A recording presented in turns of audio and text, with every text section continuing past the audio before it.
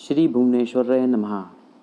नमस्कार मित्रों, पिनाकी ज्योतिष में आप सभी लोगों का पुनः स्वागत है। आज हम लोग चर्चा करेंगे सप्तमी धूमावती महाविद्या की।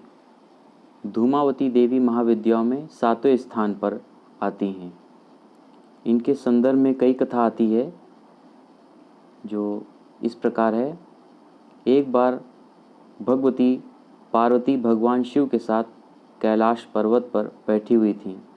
उन्होंने महादेव से अपनी क्षुधा का निवारण करने का निवेदन किया। भगवती को उस समय कुछ भूख लगी हुई थी। कई बार मांगने पर भी जब भगवान शिव ने उनकी ओर ध्यान नहीं दिया, तब वह भगवती क्रोध से व्याकुल हो गई और उन्होंने महादेव को ही उठाकर निगल लिया, जिससे उनके शरीर से बहुत ज़्यादा धुआं प्रकट हुआ।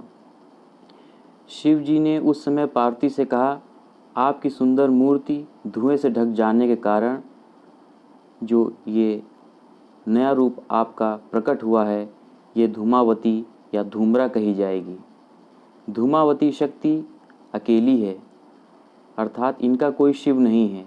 यह स्वयं नियंत्रिका है, इनका कोई भी स्वामी नहीं है, इसीलिए ये विधवा कही जाती हैं।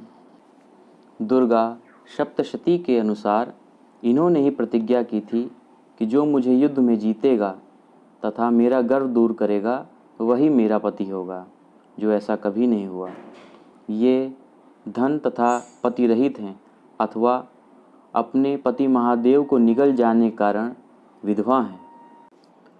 स्वतंत्र तंत्र के अनुसार सती ने जब राजा दक्ष के यज्ञ में योगाग्नि के द्वारा अपने आप को भस्म कर दिया था, तब उस समय जो धूम्र उत्पन्न हुआ था, उससे धूमावती माता का विग्रह प्रकट हुआ। नारद पंचरात्र के अनुसार इन्होंने अपने शरीर से उग्र चंडिका को प्रकट किया था, जो सैकड़ों गीदड़ियों की तरह आवाज़ करने वाली थी। शिव को निगलने का तात्पर्य है उनके स्वामी का न होना। असुरों के कच्चे मांस से इनकी अंगभूता शिवाएं तृप्त हुईं, यही इनकी भूख का रहस्य है। इनके ध्यान में इन्हें विवर्ण, चंचल, काले रंग वाली, मैले कपड़े धारण करने वाली, खुले केशों वाली, विधवा, काकध्वज वाले रथ पर आरूढ़, हाथ में सूप धारण किए हुए, भूख प्यास से व्याकुल तथा निर्मम आँखों वाली बताया गया है। धूमावती महाविद्या की उपासना विपत्ति नाश, रोग निवारण, युद्ध जय, उच्चाटन, मारण आदि के लिए की जाती है। शाक्त प्रमोद में कहा गया है कि इनके उपासक पर दुष्टाभिचार का प्रभाव नहीं पड़ता।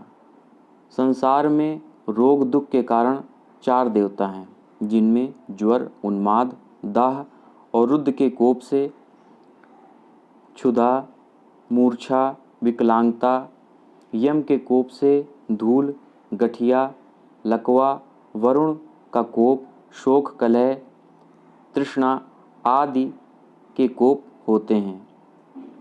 शतपथ ब्राह्मण के अनुसार धूमावती और नृति एक हैं। ये लक्ष्मी की ज्येष्ठा हैं। तंत्र ग्रंथों के अनुसार धूमावती ही उग्र तारा हैं, जो धूम्रा होने के कारण धूमावती कही जाती हैं। सप्तशती में वाभ्रवी और तामसी नाम से इन्हीं की ही चर्चा की गई है। यह प्रसन्न होकर रोग और शोक को नष्ट कर देती है तथा यही कुपित होने पर समस्त सुखों और कामनाओं को नष्ट कर देती है। इनकी शरणागति से विपत्ति नाश तथा संपन्नता प्राप्त होती है।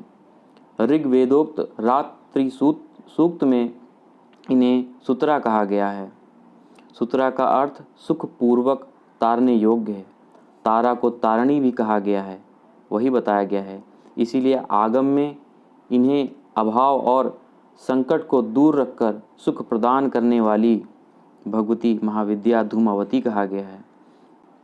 पुत्र लाभ, धन रक्षा तथा शत्रु पर विजय प्राप्त करने के लिए धूमावती साधना का विधान है।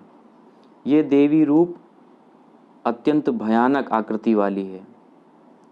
ये भक्तों के कल्याण के लिए सदैव तत्पर रहती है। धूमावती का स्वरूप एक विधवा स्त्री जैसा है। इनकी साधना रात्र में की जाती है, जिसमें सफ़ेद रंग की वस्तुओं का प्रयोग होता है। धूमावती 10 महाविद्याओं में से एक महाविद्या हैं।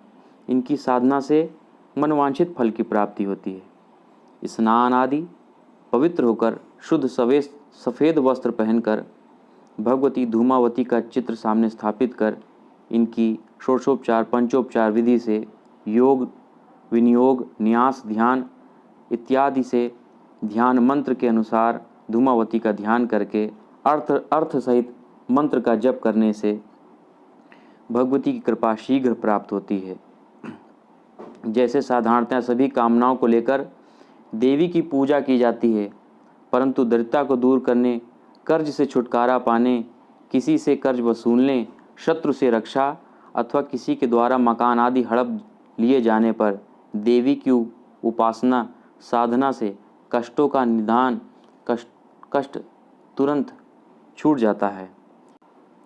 यदि किसी अभिचार द्वारा दुकान, व्यवसाय या कोख बांध दी गई हो अथवा मित्र, अधिकारी या घर के लोगों ने उच्चाटन करा दिया हो, तो इसके लिए माँ भगवती धूमावती की शरण लेनी चाहिए। माँ भगवती की पूजा में आग की लकड़ी का विशेष प्रयोग किया जाता है। वस्त्र, आसन तथा अन्य सामान, चंदन, धूप, दीप, नैवेद्य आदि सभी सफ़ेद रंग के ही होते हैं। रुद्राक्ष की माला, मोती की माला या आग की लकड़ी की माला होती है। इस उपासना में कौवों के पंखों का भी प्रयोग होता है, जिससे हवन इत्यादि किया जाता है। मित्रों, ये रही धूमावती साधना के बारे में पूर्ण जानकारी। इसमें हमने धूमावती माता के बारे में जितना भी हो सका है यथाशक्ति आपको बताने की कोशिश की गई है। आपको ये वीडियो कैसा लगा, ये जानकारी कैसी लगी, इसको कमेंट बॉक्स में ज़रूर लिखें। मेरे चैनल को सब्सक्राइब ज़रूर करें, जिससे आगे आने वाली प्रत्येक महाविद्याओं की जानकारी, प्रत्येक अच्छी जानकारियाँ आपको मिलती रहे। नमस्कार।